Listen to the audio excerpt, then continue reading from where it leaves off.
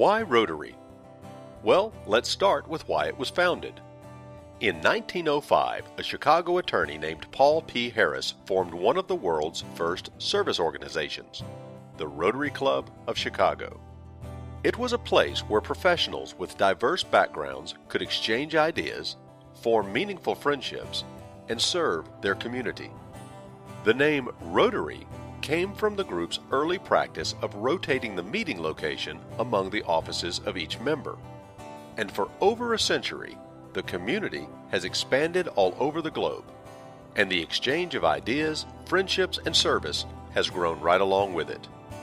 Rotary has always been a magnet for leadership, not only in its members, but also in those who regularly present at Rotary meetings. Few places allow you to rub elbows with so many leaders, and at the same time, lend a hand to so many in need. You know, our fight to end polio is this close to succeeding.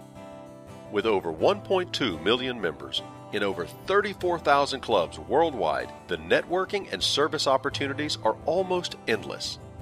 And in every one of those clubs, the members are dedicated to service above self and maintaining the 6 areas of focus: promoting peace, fighting disease, providing clean water, saving mothers and children, supporting education, and growing local economies. Those focus areas and everything we do can always be put through our 4-way test. Number 1, is it the truth? Number 2, is it fair to all concerned?